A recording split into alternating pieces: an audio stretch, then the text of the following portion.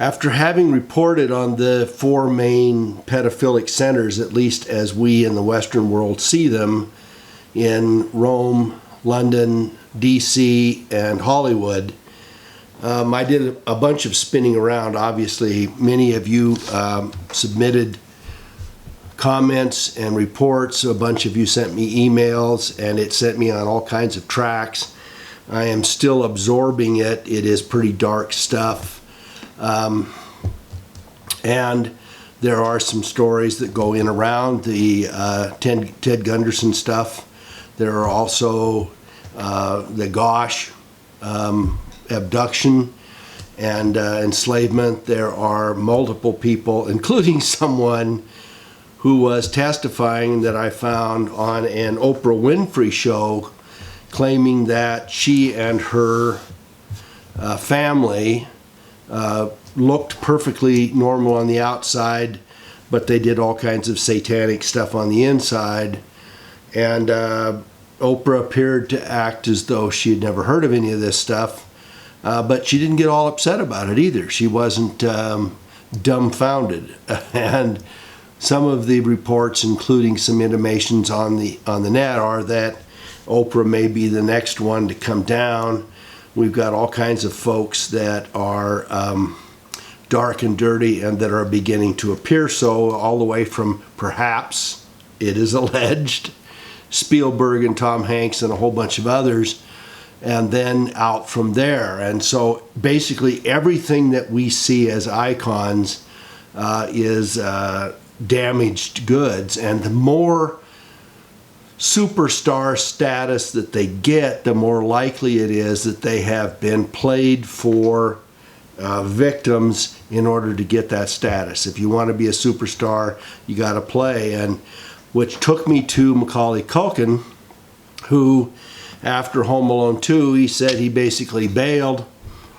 He claimed that he was really messed up, and he knew he was. He was told by one of the big guys, I don't know whether it was a producer or what, but anyway, he was brought into a room. He's 12 or 13. The guy says, you know, we got to get rid of your parents. We got to get stuff lined out. And he said, well, I'm 11 or 12, whatever it was. And the guy said, you know, I can make you a superstar. And then he began to intimate that he had something in his slacks that might make them both more happy. And allegedly Macaulay, according to his story, according to the one I read, bailed on the whole thing and has spent a bunch of time. I saw him a few years ago and I was appalled at how he looked. I mean, he looked scarecrow-like, he looked skeletal. His face was all shrunken and washed out. And the most recent picture I see, it looks like he's recovered, and not only that, but he's talking about it. And he's basically saying the same thing that some of the others have, including the guy, I can't remember what his name is, that came forward and wanted to do a movie on the whole pedophilic stuff and trafficking in Hollywood 6 months or a year ago. Can't remember their names. You know, frankly, for my part, I haven't watched sitcoms or TV stuff since Taxi or Cheers. So that tells you I'm about 25 years out. I didn't find any of that funny, so I quit watching, and I got rid of my television more than 10 years ago. So I do a little bit of DVD stuff, and that's basically it. So Q posted some stuff, and there's some things in here about Xbox going down, and basically Q says, well, that's not a coincidence, because they're purging the system. They've been using it as a backdoor channel for communication. And then Q also points out that these guys were working with texts, emails, Gmail, ham radio communications, and the Xbox, PlayStation and Xbox chat stuff, and basically said, you know, that Comey, Bruce Orr, Christopher Steele, Loretta Lynch, Andrew McCabe. Number 2, they say, and I include that as that could be McCabe, or it could even be Joe Biden, Nellie Orr, and then Sally Yates, that they are that they were all using these things to hide behind so that it wouldn't show up on their official channels. There were some comments here about Snowden, Edward Snowden, and why he would have taken the route that he did and how he got through. We discussed this months ago, how it was he got into Hong Kong. There was already a stop set up for him. The ABC agencies had been advised and notified. They were on the lookout for him. He slipped right through Hong Kong without a problem. He was allegedly going to the, here I gotta get it. He was allegedly going to Ecuador, the Mariscal Sucre International Airport. And the question then is, how was it that he got himself through Hong Kong? Why would he have gone through Hong Kong to get to Ecuador? That doesn't make any sense. Or why would he go through Russia, once he's in Hong Kong in order to get to Ecuador? Why wouldn't he go directly? And wasn't it possible that Russia was always his first choice for destination? And I think that's probably likely. And why was everything timed the way it was, going public prior to traveling, which is backwards, because he should have been safely ensconced where he wanted to be before he disclosed anything, so that he didn't have interruptions. So there are some discussions about why Snowden is in on it and why it is used in both, why he's tied in with Google. And there was questions about whether it was Schmidt or not, which it could easily have been. I didn't know which it was. And then there's a reference to military intelligence. There's references in here to the fact that none of these guys are holding standards. And this is what's outrageous to some of us that practice law or have been in the public spheres or have ethical codes or have professional requirements.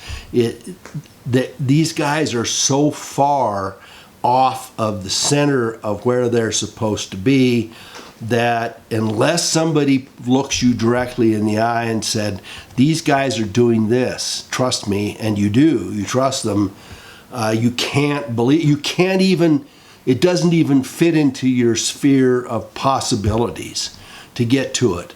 So for many of us, this red pilling is unpilling our good nature. It's undoing our view of the world, is that it is at some level minimally functional, and that we just simply cannot fathom. And this goes to the internal workings of our government. It goes to the whole SES stuff. It goes to private contractors. It goes to secret information. It, of course, goes to all of the trusted agencies and trusted outfits like the church. And I will include not only the Catholic Church, because I think that's an unfair characterization, but many others as well. But obviously that's a pit. And any of us who thought, well, I may or may not be a Catholic, I may or may not hold their religious preferences dear, but I trust that they are doing the best they can, both on their own spiritual journey and also for their parishioners, for their flock. And when that proves not to be true, then we have to question the whole process. Just as we do in the political stuff, the things Q points out is that there are people, that we are dumbfounded by how out of character these people are, these position holders are, and as a result, it makes incredulity an overwhelming process. We just can't believe that people will act that way across the board, across great spectral boards. And what I'm going to do, and this is part of what I've done with my political narratives and historical narratives, is to say to you, if they're not telling the truth now, is this a current or recent phenomenon? Okay? And it is important for this to sink in, because the first wave of incredulity, which has to come before the red pills, or the red pills start to wash it out, the first wave of incredulity has to go over, and it is basically, what are these guys doing now that I can't believe they're actually doing? And of course, it's in our faces right now, since the 16 election and the whole offsetting of any kind of impartiality by all of our mainstream media, which kicked a lot of us out of the process. So once the incredulity starts to fade and the red pills start to kick in, and you start to say, well, some of these things might be happening, and then I know this one is happening, so maybe it is applied elsewhere. And pretty soon you're saying, well, these 5 or 10 events are all false flags. And so I began to look for false flag number 10 or 11 or 15, which is where many of us are now. I mean, when somebody says to me there's a shooting, then I say, well, who's the lone shooter? Who's the hero that shows up? How well is this staged? Who takes the information on this? And something that you should take a look at for false flags. I mean, obviously the lone shooter, the lone gunman, the lone individual, preferably dies, is taken out, killed, suicided. That's one of the ingredients to it. Another one of the ingredients is, and you should look for this in any of your current red pill stuff, is how long does it take for the agency or the government to tell you what its agenda is with respect to that occurrence. If they're in mourning for 3 or 4 days, and then it occurs to somebody that we want to get rid of the Second Amendment, I say, you know, that's a natural reaction. When they walk out of the White House, step on the steps and say, here's another occasion where we've got to control guns, then I say, oh, the speech was already written. When they come in and provide the Patriot Act, and the Patriot Act was already written, and the towers the dust had barely settled on the towers, and already little Georgie Shrubby Bush is pumping for going to war in the Middle East. Not so much for Afghanistan, where everybody is, but Iraq almost immediately. And then the Patriot Act is already miraculously written up and happens to match their agenda. And then they announce that there's an eternal war, and that war happens to fit. You have to start saying to yourself, how does this fit into the plan? And if it's part of the plan, then I can't trust that the event had any veracity at all. Now, let me ask you to do this, because we're going to be doing more and more. If you're going to listen to what I have to say, people keep asking me, well, this has been going on forever. Why don't you talk about it? Or this has been going on for 1,000 years. Or this is way deeper than you think it is. What's the matter with you that you don't do it? Well, I can't do it all at once, folks.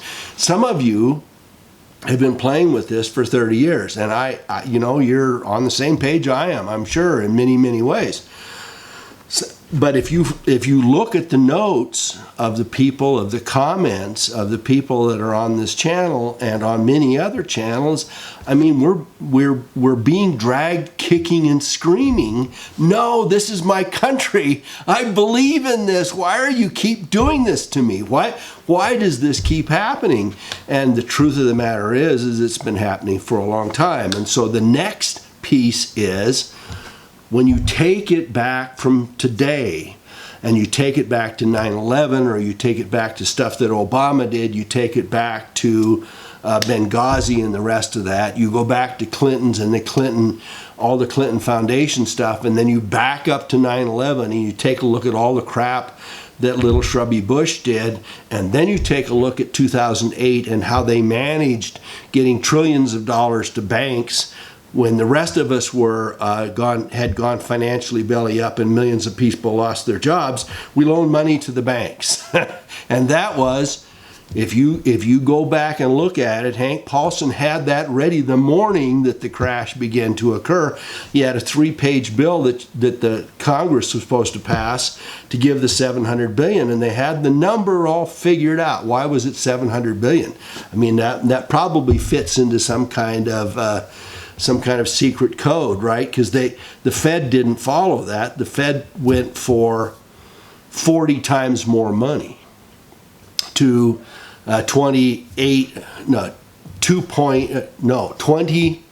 oh my goodness, let me get this right, $2.9 trillion, I think it was. So I think I'm even off by 10. It's huge. It's 28 or $9 trillion. Let me do a double take on this. And so we've got trillions of dollars going out that benefits not a single soul in middle class at all, and people were losing their homes left and right. Now back it up before that. Back it up to the Clinton stuff, back it up to the cruiser that got hit, back it up to earlier, anything that H.W. Bush did. How much of that whole invasion of Iraq the first time was legitimate? Sure, it helped the oil boys out in Kuwait and the rest of that. Else did it help? They spent tens of billions or hundreds of billions of dollars playing that little war game and showing how they could do it. Now back it up into Reagan, and you've got the Sandinistas and the Iran-Contra and the whole stuff. If you haven't watched American Made, the movie, I don't know whether you're Ted Cruz fans, but watch a part of it or at least read about it. And the piece that's not there, yes, it's okay now to tell about what's his name, Barry, the pilot. It's okay to talk about his life now, but they still don't talk about Clinton and H.W. Bush being at the airport in Mena, Arkansas, dividing up the proceeds of the cocaine, and that I have been told by numbers of people and across different boards was ongoing. So why was it that H.W. Bush wasn't all wild about being president for another 4 years? Well, because his chief henchman was running against him. It was Tweedledee, Tweedledum in the most profound sense of the word. And then you back it up. You know, Carter was managed and manipulated by Brzezinski. You've got the Iran thing that's going on in the 70s. You back it up before that. You got Gerald Ford playing games. You got the Richard Nixon thing, and how was he set up? What was he in on? You've got the wind down of the Vietnam War and why that took 5 or 6 or 7 years after everybody wanted us out. I can't tell you how big the holes are in Lyndon Johnson. And then you back it up from there, clear back to FDR and Woodrow Wilson, and before then, clear back into the 1850s. And you say, well, gosh, how can it go any farther than back? Well, I'll tell you.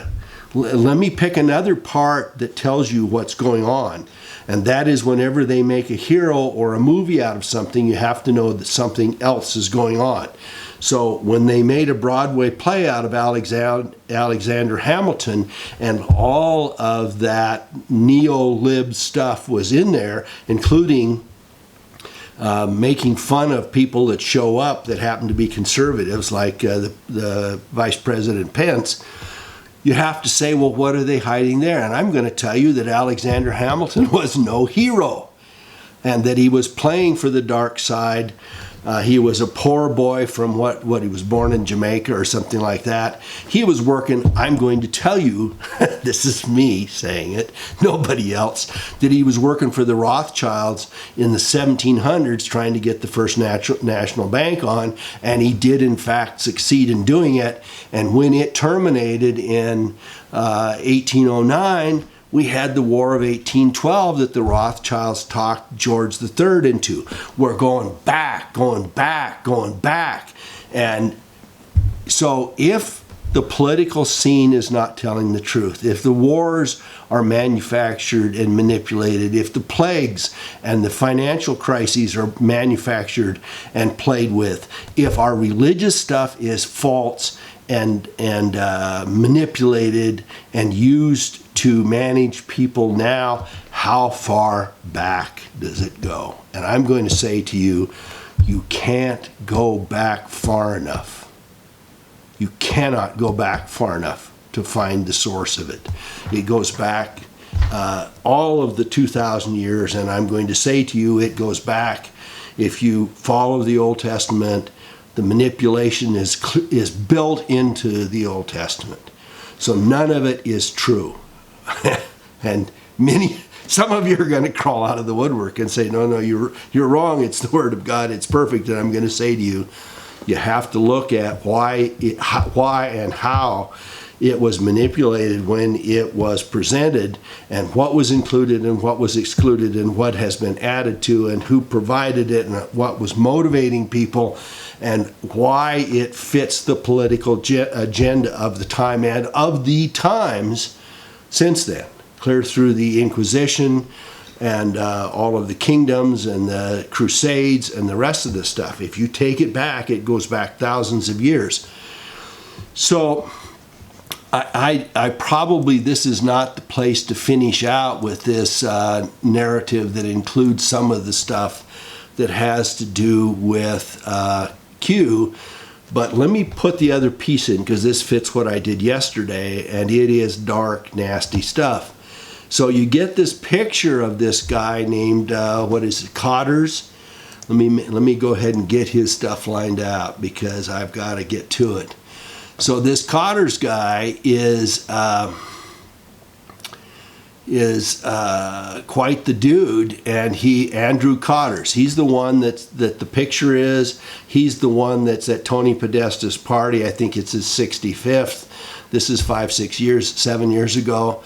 He is the one that worked with Senator Robert Menendez, who has got all kinds of accusations against him, has been in trial.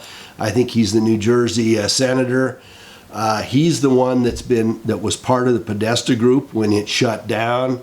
He has lots of connections going back. He worked for the Democratic caucus. He worked for Menendez. He worked for the House of Representatives. He worked in the vice chairman of the House Affairs Committee. He worked in the Department of Agriculture. He worked for Dan Glickman, the Secretary of Agriculture, all the way back to the Presidential Inauguration Committee, clear into the 90s, and for Clinton and for others. And this guy was in on the communications that the WikiLeaks folks released, having to do with the Podesta party and the whole cooking stuff, the evening of cooking with John Podesta. So I wonder if Marina Abramowitz brought her recipes and her materials as well. So these guys go clear back into here. There's also Joel Getz, a former executive of the Clinton Foundation, that's in on the educational process in China, and they're got kindergartners and young kids. And then you get to the current part of this Cotters, and he's working with the guys on the unmanned vehicles, unmanned air vehicles, so aerial vehicles, and he's getting money and stuff for that. And of course, there's another part of this whole Q thing, which is, why did Podesta shut down at the end of the year? Well, they didn't have the linkages or the contacts, and they're probably, I think the intimation is, they were dirty. They were manifestly dirty. So then you have a picture that fits into this, and this is the stuff that ties me back to earlier, to Macaulay Culkin and to other dark parts about this. Forgive me for putting this out. And then you've got this picture of Tony Podesta with all these people with red shoes. And they weren't the only ones that had red shoes at that party, or perhaps several other parties. You also notice the little girls have red shoes on in those nasty pictures done by the Bolivian so-called artist. And then you have our favorite guy, Bill Maher, I guess it is. I should do this about 17 different ways like I did with Rosenstein. And there he is with Anthony Weiner, and he's got the red shoes too. And then these whole bunch of guys, including Cotters, Andrew Cotters of the Podesta Group, has them. And so what does Macaulay Culkin say about this? Well, Macaulay Culkin says that the shoes that were on that wealthy guy that was nicking him during film production of Home Alone 2 made some intimation that a kid who had died had been made into his shoes, and that the shoes were really primo shoes because it was made with human skin. Okay? There is no dark place to which these people won't go. And is it true? You know, I have no idea. All I can do is go by what Macaulay Culkin was told and what he has transmitted to us. But if it took him 20 years to dig out of that hole, can you not understand? We can all understand. If somebody had said that to me, it would have taken, and I was 12 years old, and they said, well, somebody else that was 12 years old, you know, what happened to them? And by the way, how do you like my shoes? It could not get much darker than that. And then you get to the Lisa Page stuff and the pictures, and the final thing, and of course they keep saying with Lisa Page, are you going to stay on the good side or not? Are you testifying? Are you going to open this stuff up? And the picture shown, and I think this is in London, of her with another guy, there was somebody on the Anons on 8chan that said, you know, that might be Comey. And it is a very tall, dark-haired guy. So unless she's under 5 feet, it could easily be Comey. So I'm going to leave it at that. But it is, what I'm trying to get across is that it's really easy to get stuck in the weeds and to say, well, it's Lisa Page and it's Sally Yates and they're passing this back and forth and my Xbox shut down and Christopher Steele, and where did the Christopher Steele stuff come from and who's behind it, and is it another Russian operative, and what are all these guys doing?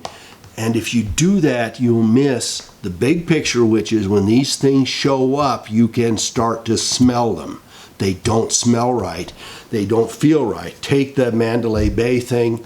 I mean, none of it fits. None of it ever fit. They couldn't put the pieces together. They finally come up with a so-called final report. The FBI is lying to us, and they're lying to the tune of many, many dead people, if in fact that's the way it happened. You can't see the death certificates. You can't look at the mortuaries and the rest of that. The people in the hospitals won't tell you how many people they took as intake. They paved over and hid the bullet ricochets in that parking lot within a couple of days. All of those things tell you that this is untoward, that it's not straight up. If somebody said to me, all right, I want you to go down and I want you to be the chief prosecutor and I want you to investigate this, first of all, I would have had a crime scene separated. We would have done hundreds of ballistic tests. We would have looked at all of the ricochets and every chip and dent in those. We'd looked at any shell fragments that were on all the sides of the stuff. We would have looked at what went through the stage, what went through the curtains, what went through the wood, what went through the backdrops, how many of them ricocheted off those concrete abutments, how many cars were actually hit, and from where were they hit. We'd have done video ballistic stuff, which I think it was the medical ranger or whatever it was, actually did it and showed that it is obvious from the ricochets of the bullets and the delay in the sounds from the shells that there was a different set of variations in the actual timing. You've got the shells are strewn all over the room and on top of the guy's blood. I'll think of his name in a minute. And how is it that you can keep shooting and have shells drop on top of your blood? And why would the shells end up in the middle of the room if you're shooting out of the window? Why would that be? You'd have a pile of them right by the window. And that wasn't the case. So every time you look at this stuff, you have to say lies, lies, lies, lies. And once you get there, you've been red-pilled. You are now prepped for looking at it. And the next thing I want to say to you, which is what I'm tying to the rest of it, is look back, look back. So that's my report for the day. It's tough stuff. but it's real, and I think it's an honest appraisal of where we are. Thanks so much for watching. Give me a thumbs up, even if you don't like what I said, okay? Thanks so much.